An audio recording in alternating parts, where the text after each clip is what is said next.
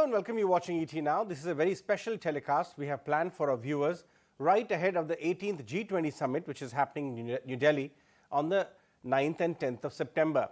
Well, of course, the leadership and India is hosting this particular G20 Summit and, of course, is the head of G20 for this year. Prime Minister Modi's mantra, Vasudhaiva Kutumbakam, the world is one family, basically aims at integrating India better with the world, foster economic development, very important issues like MSME and climate change and even women empowerment. Many important issues will be on agenda. But to understand the importance of this G20 summit, which India is hosting in New Delhi in Pragati Maidan, and also what's the importance of it economically, and if you may have observed last few years, the change in world order and India's economic heft is also attracting a lot of attention, be it corporates, be it countries the world over. So to help us understand and put it all in perspective, we have planned this special show with three gentlemen who understand these subjects very well. We are joined by Mr. Sanjeev Sanyal, noted economist and historian as well, and also member of Prime Minister's Economic Advisory Panel.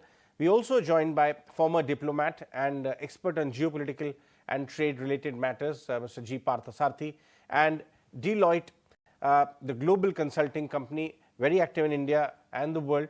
Sanjay Kumar is representing Deloitte in this particular panel discussion. Thank you very much, all three of you joining us on ET Now today. Sanjeev, I'll begin with you so that you can, just put it all on the table for all of us to understand, not only from the perspective of the economic ecosystem. A lot of times, we and business channels have conversations which are, narrow, only stock market focused. But this one, we need to understand even as citizens. Our viewers, what is the importance of this hosting the G20 summit this year? Also, especially for India, this summit at a scale never being done before, but the scale at which we are attempting to integrate with the world on trade and commerce, that also has never been done before. So help us understand the importance of it all. So first of all, it's an opportunity that India has had to show global leadership at a particular juncture in history for both the world and for India. So notice that, we have come out of this COVID crisis because of which the years 20, 21 and 22 were totally disrupted.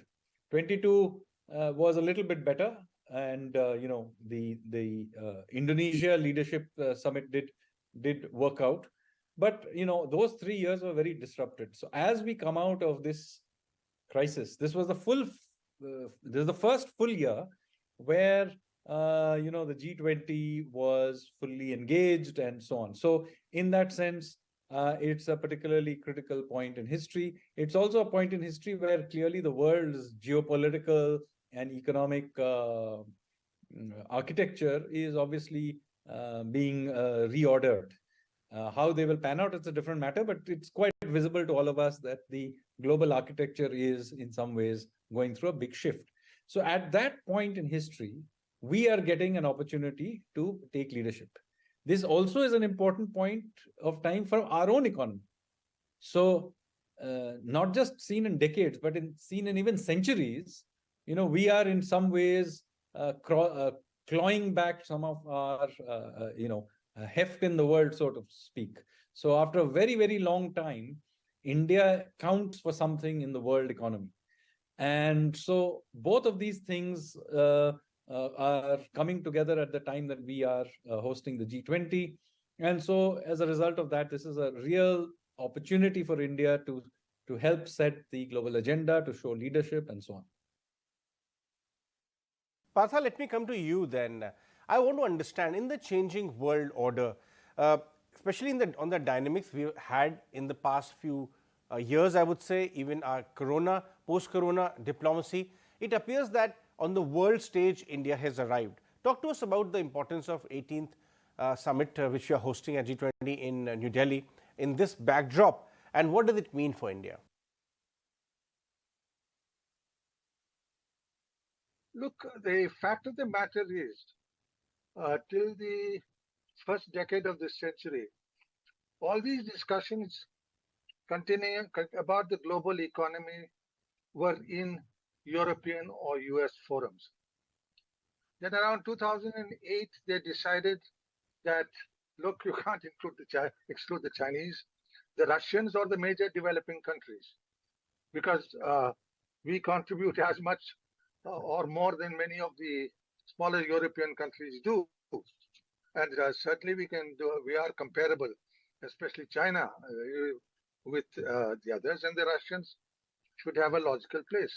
So 2008, this meeting, economic summits started. I think it was an American initiative largely, but it's worked, and India came in as one of the, not only a large economy, but an emerging economy. Because if you took that period compared to the rest of the world, our rates of economic growth were higher. And therefore, we were welcome. And also, we had opened out on trade, we were opening out on investments. So we became a part of the global economic cycle.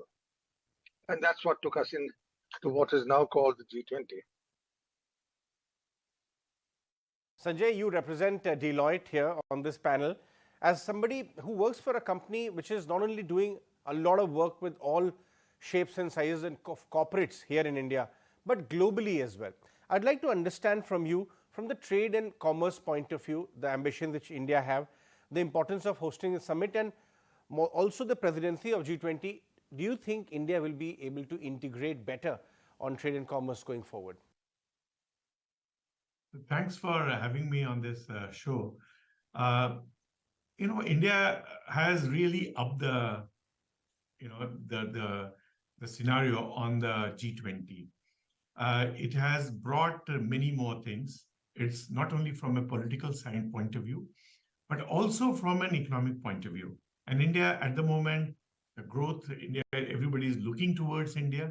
So it's a chance for India to lift itself and try and acquire certain position whereby it can start setting certain economic issues, a kind of leadership role on that. Trade and investment are the need for India and also for the world actually. And companies, not only domestic companies, but also international companies, would want a lot more understanding and leadership by a country to take forward the trade. And this is not only about inward investment in India, but it's also setting a market access opportunities, giving opportunities to LDCs, and in that Africa is one such example, giving opportunities to MSMEs as an industry segment, and giving opportunities to gender, which is basically women. So it's about diversity. It is about setting certain equity and certain about inclusion. So it is a larger piece that India is looking for. We are also hearing in this context, as you would see in various news reports and interaction with some of the world, corporate leaders, they feel that India, as it grows better, it will have more responsible behavior towards setting a new international order. And that brings a new dimension to the expectations that people have from the country. So it is not only about G20, but it is about, it's a chance for the India to set itself and assume certain position which it has not ever, it never had so far.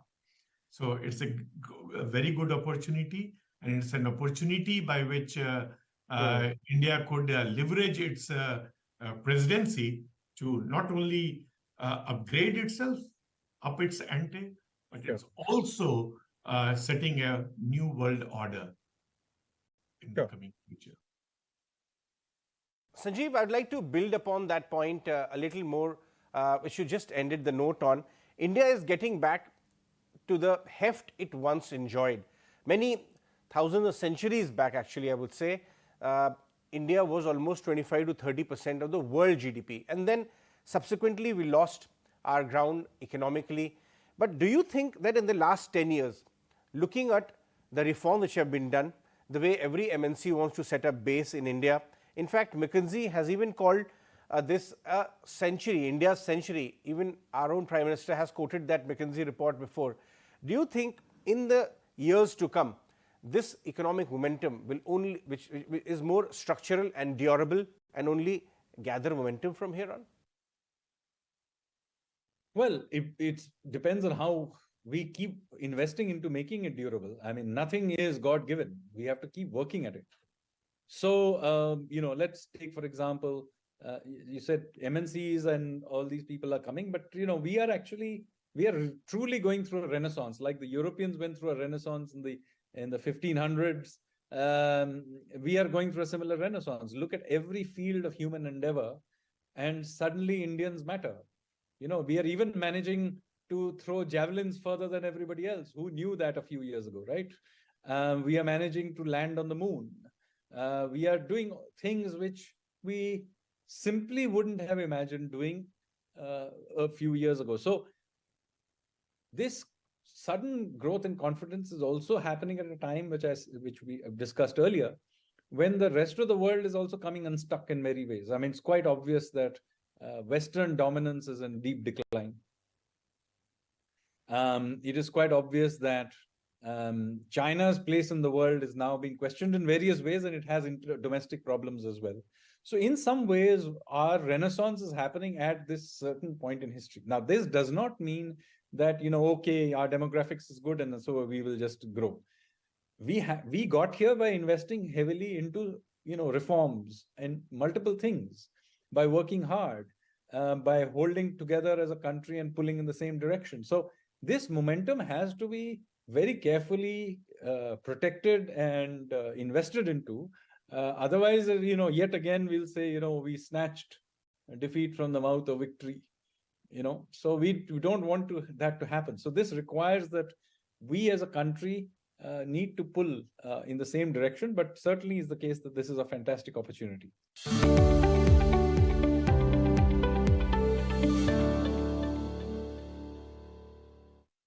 Partha, how should India actually engage better with the world on trade and commerce in order to boost our share in world trade? Because eventually we want to, on services part we are doing well, but on merchandise export, how can India improve our share as far as the global trade is concerned?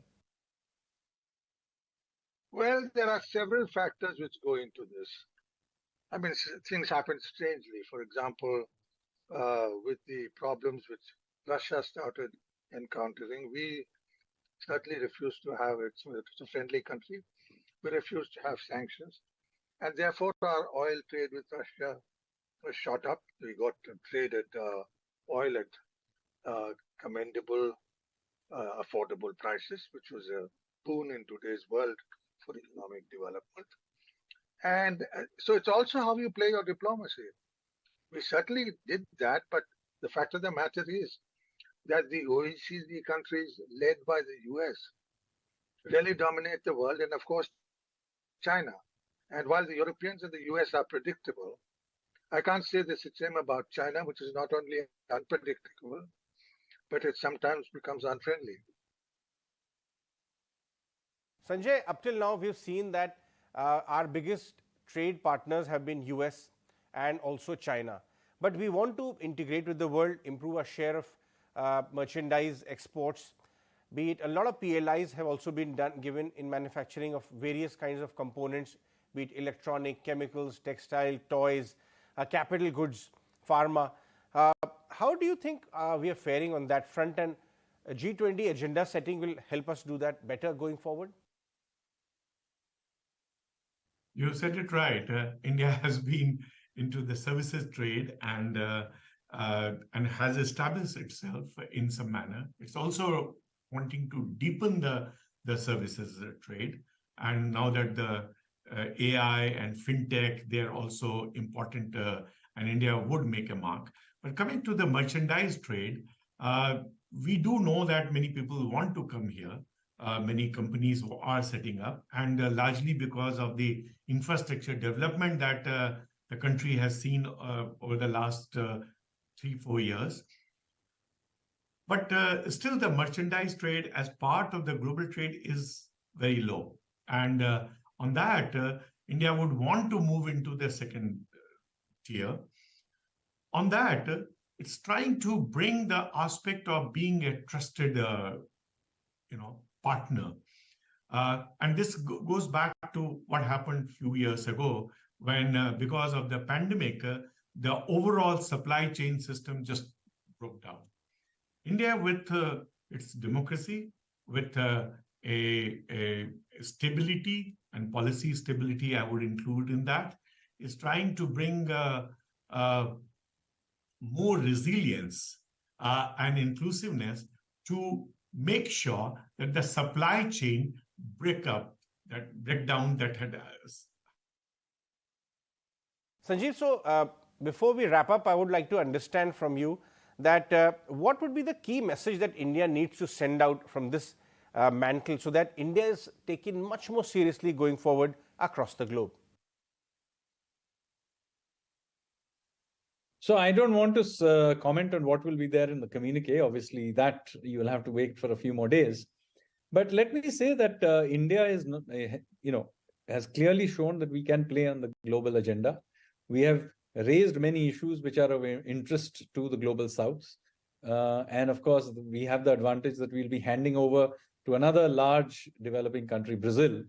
So in that sense, this agenda is not just our year and that's the end of it. We can pass it on to another country that shares many of those same views. So in this way, first of all, the reordering of the global architecture towards the global south is something that we have now set in motion and will be carried forward into the future. Of course, an important part of this is that there are many areas in which we have articulated views from an Indian perspective. For example, we have, I think, managed to convince much of the world that you need a global way of managing, for example, cryptocurrencies. We have talked about how when we think about health, we can't think in terms of narrow pharmaceutical sense. We need to take a holistic view of health, which includes, by the way, accepting traditional systems of health management as well. There are many, many small and large things that you can sort of talk about. We have, for example, created a new stream within G20 to look after the interests of startups. So there is an entire agenda that we have set in motion. Now, of course, G20 is a club, and there are 19 other members who have to be willing to accept these in their own way. So we have taken cognizance. I mean, leadership isn't just throwing down your own view. It's about taking everybody along. Partha, what about you? What would you say about the key messaging India needs to send out from this particular mantle and should take best advantage of this particular occasion? Look, I think the message to the world is very clear that first we need to cooperate, open out, and discuss with each other how best we can move ahead. And therefore, to that extent, this G20 is a laudable initiative because it brings in the largest economies in the world. It also brings in countries with whom, even before the conference, we can have a dialogue as to how we can collectively move things forward. And it has served us well. Let's face it, we are amongst the better equipped developing countries in the world. Our rates of growth compare favorably with virtually everybody else, or certainly better than everybody else.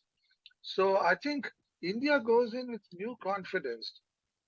But also, I think one thing good we have done is sort of focusing on bilaterals with these members, particularly the United States, which gets us a better deal, as we are getting now semiconductors from the US, as a result of this interaction globally with the US and taking it forward bilaterally.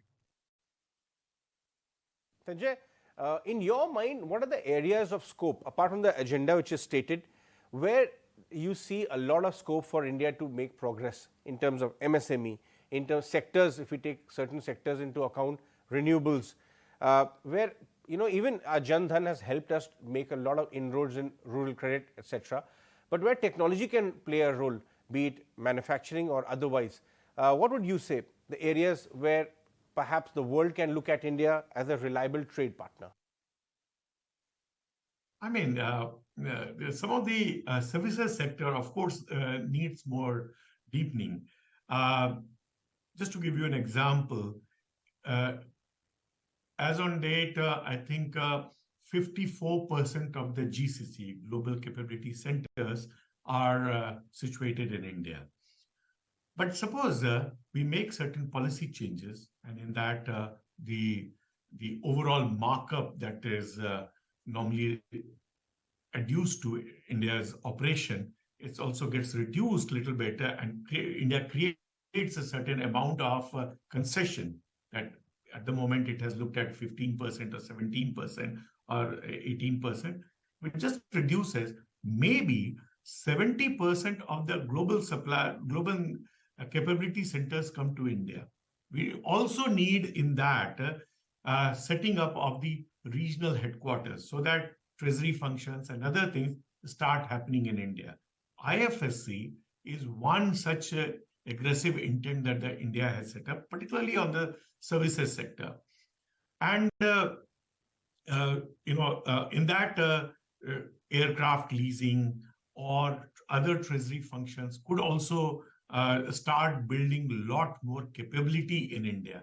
Coming to the, and this is not alone, I'm just giving few examples on the services, but there will be more, including the R&D as services, because that also is looking for some help. And I think government is looking at certain policy, instruments such as. All right, gentlemen, thank you very much for joining us today. Sanjeev, Sanjay, Partha, all three of you to help us understand the importance of 18th G20 Summit and India's hosting it, and how India can actually become a better trade partner for the rest of the world, engage better on important areas, and of course continue on the path of reforms and the massive economic momentum it has gained in the last few years. Thank you very much, all of you, for joining us today.